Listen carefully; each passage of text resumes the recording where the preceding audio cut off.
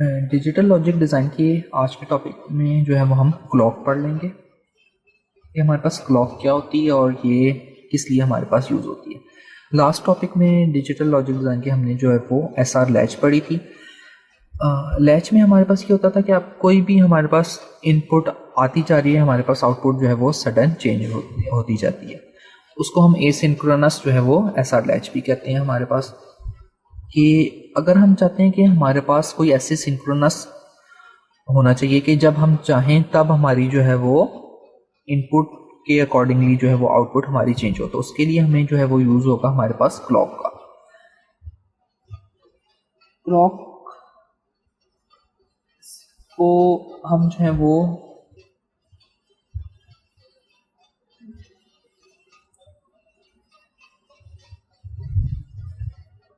इस तरह बना लेते हैं। ये हमारे पास एक क्लॉक है कि कुछ ये डाउन रहती है, देन अप होती है, फिर कुछ टाइम के लिए अप रहती है, फिर then down and then so on. इस तरह ये जो है वो चलती जाती है। जब बॉटम होगा तो हमारे पास, क्योंकि बाइनरी में हम पढ़े हैं, तो यहाँ पे हमारे पास वैल्यू 0 होगी एंड यहाँ पे हमारे पास 1 होगी। जो हमारे पास ये फ्लो होता है इसको हम कहते हैं कि यहाँ पे हमारी क्लॉक जो है वो लो है और यहाँ पे हमारी जो है क्लॉक है वो हाई होती है। इसी तरह अगर हम देखें तो ये जो हमारे पास एज है इसको हम कहते हैं लीडिंग एज, और इस तरह ये जो हमारे पास एज है यहाँ पे ये वाला, इसको हम कहते हैं फॉलिंग एज।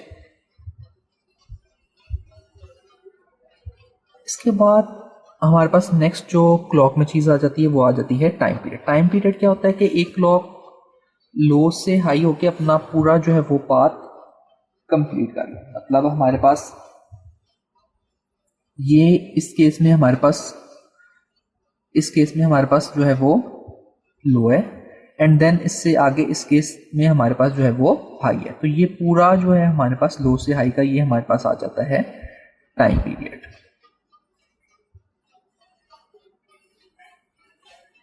कि एक पूरा साइकिल लो से हाई का जो है वो हमारे पास कवर हो जाए क्लॉक का, तो हम उसको कहते हैं टाइम पीरियड।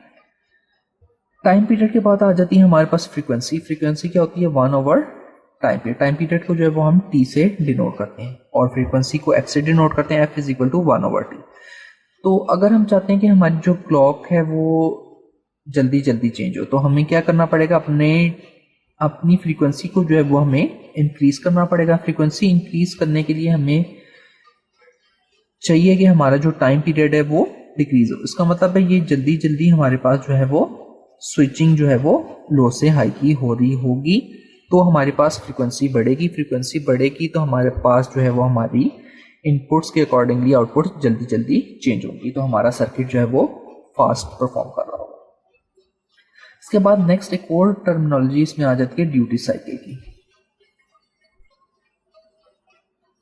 अगर मैं एक दोबारा से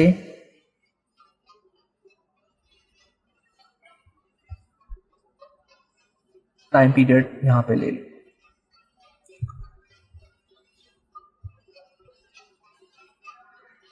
तो ड्यूटी साइकिल हमारे पास क्या होती है कि जो टोटल टाइम के लिए हमारे पास जो है वो हमारी क्लॉक हाई हो रही होगी। इसका मतलब है रेशियो ऑफ टाइम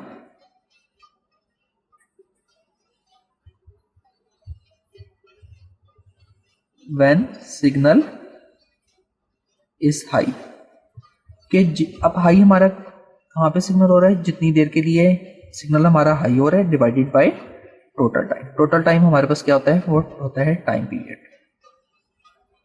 तो ये हमारे पास आ जाएगा कि ड्यूटी साइकिल हमारे पास इस क्लॉक की क्या है। अब क्लॉक हमने पढ़ी है। अब हमने कहा है कि मैंने लास्ट में आपको बताया कि लैच जो है वो उसमें कोई क्लॉक हमारे पास नहीं थी। तो इसका मतलब है कि जो हमारी इनपुट आती जा रही है, हमारी आउटपुट जो है वो सडन चेंज होती जा रही है। अगर हम चाहते हैं कि अपने सर्किट को जो है वो हम कंट्रोल करके रखें कि जब हम चाहें तब ही वो ऑपरेट हो, तो उसके लिए हमारे पास जो है वो क्लॉक यूज होगी।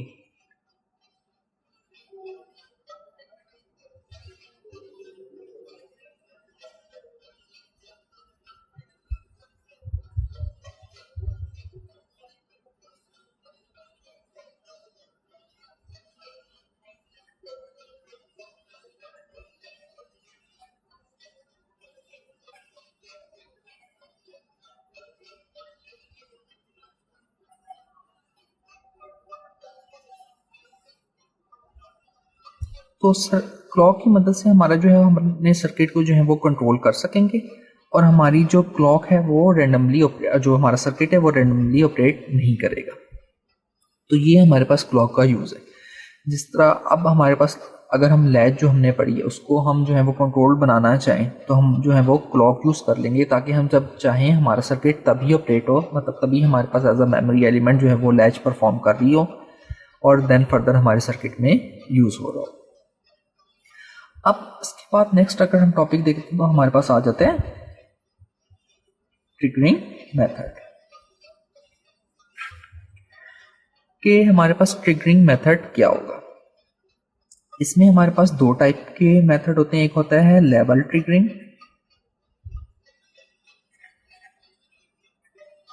और एज ट्रिगरिंग। लेवल ट्रिगरिंग हमारे पास इसमें दो चीज, इसी तरह दो लेवल फर्दर दो चीजें आ जाती हैं, positive level and negative level. इसी तरह एज ट्रिगरिंग में भी हमारे पास दो चीजें आ जाती हैं, पॉजिटिव एज और नेगेटिव एज। अगर हम इस पोर्शन की बात करें तो ये हमारे पास क्या है, पॉजिटिव लेवल है। इस पोर्शन की हम बात करें तो ये हमारे पास है नेगेटिव लेवल। ये जो ये लाइन यहाँ से ये जो ये एज यहाँ से जा रही है ये हमारा है पॉजिटिव एज और यहाँ से जो यहाँ पे आ रही होगी ये हमारा क्या चीज़ है, नेगेटिव एज। तो अगर हमारी कोई भी चीज़ जो इन चीज़ पे ट्रिगर कर रही होगी तो वो हमारी होगी लेवल ट्रिगरिंग। अगर हमारी इस चीज़ पे बेस कर रही होगी तो हमारी होगी एज ट्रिगरिंग।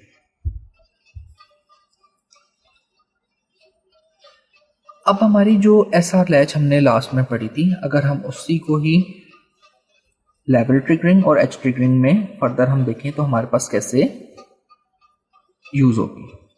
तो हमारे पास अगर हम पूरे जो एसआर लैच का सर्किट है उसको हम इस तरह बना सकते हैं, यहाँ पे हमारे पास एस अगर नैंड गेट से हमारे पास बन रही है तो हमारे पास ऊपर एस आ जाता है और यहाँ से हमारे पास आ जाता है क्यू एंड यहाँ से आ जाता है हमारे पास क्यू बार। और अगर हम जो है वो क्लॉक अप्लाई करें, अगर हम सिंपल इसको लाइन लिखेंगे तो ये हमारे पास होगी पॉजिटिव लेवल पे ट्रिगर हो रही होगी। इसी तरह इसका ही सर्किट हम दोबारा बनाएं और हम यहाँ पे अगर एक सर्कल सा डिनोट करते हैं और यहाँ पे हम क्लॉक अप्लाई करें तो ये हमारी जो ट्रिगरिंग हो रही होगी ये नेगेटिव लेवल पे हो रही होगी। इसी तरह हमारे पास पॉजिटिव एज और नेगेटिव एज के लिए भी कोई स्कीम होगी।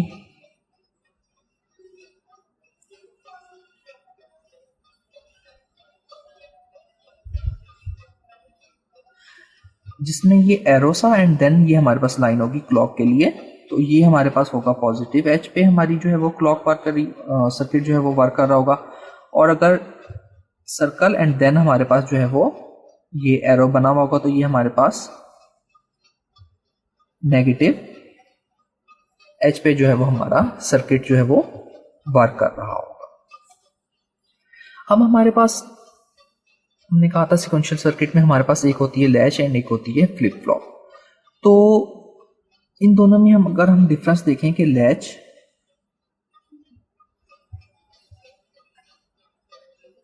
वर्सेस फ्लिप फ्लॉप, तो इन दोनों में हमारे पास क्या डिफरेंस होगा। तो लैच जो होती है वो हमारे पास होती है लेवल सेंसिटिव और फ्लिप फ्लॉप होती है हमारे पास एज सेंसिटिव। कि लैच हमारी जो है वो लेवल ट्रिगरिंग या लेवल सेंसिटिव होती है, वो लेवल पे हमारी परफॉर्म कर रही होती है। और एज जो फ्लिप फ्लॉप होते हैं वो हमारे एज ट्रिगर होते हैं या एज सेंसिटिव भी हम उससे कह सकते हैं। इसका मतलब है कि वो जब हमें positive edge and negative edge मिल रही होंगे तो उन पे हमारी वर्किंग कर रही होती है। इसके बाद अगर हम फर्दर देखें तो अब हमने कहा है कि हमारे पास जो है वो जो हमारे पास लैच होती है एसआर लैच, उसमें हमारे क्लॉक भी जो एक्चुअली बेस कर रही होगी लेवल ट्रिगरिंग पे हमारे पास एक वो भी होना चाहिए। तो उसके लिए हमारे पास क्या होगा कि जो हमारे पास लैच का सर्किट है वही आ जाएगा सबसे पहले।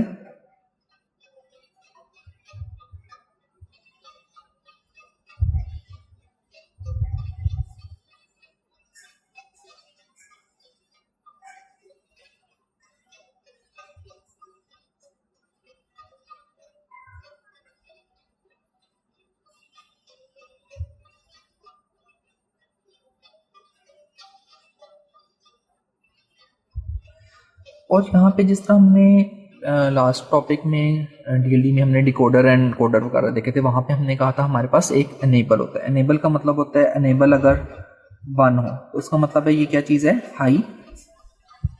और अगर एनेबल की वैल्यू ई एक्चुअली अगर 0 तो ये हमारे पास है लो। इसका मतलब है ई 1 अगर कंटिन्यूस हमारे पास रहेगा तो हाई लेवल हुआ हुआ है हमारे पास, और ई अगर हमारे पास 0 होगा तो हमारे पास लो लेवल हुआ हुआ।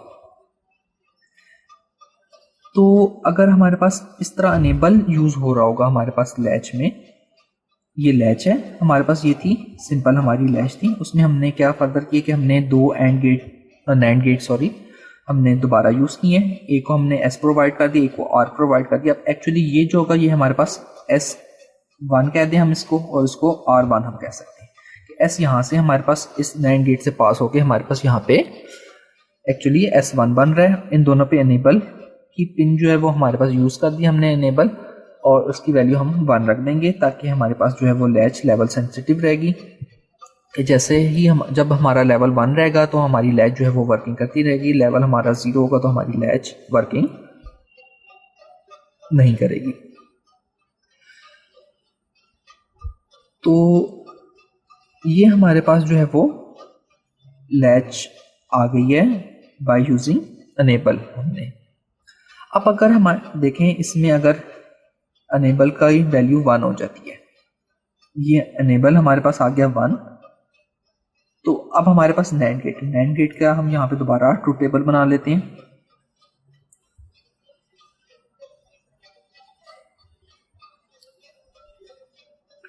तो ये हमारे पास नैंड गेट का ट्रूथ टेबल है, जो अगर अनेबल की आंसर हमारे पास 1 हो गए तो S1 का जो आंसर है वो हमें एक्चुअली क्या मिल रहा होगा, S और अनेबल और इस पे होल बार। इसको अगर हम एक्सपेंड करें फर्दर तो हमारे पास आ जाएगा by using the Burgers law S bar plus E bar, और अनेबल की वैल्यू हमारे पास 1 है, अनेबल की वैल्यू हमारे पास जो है वो,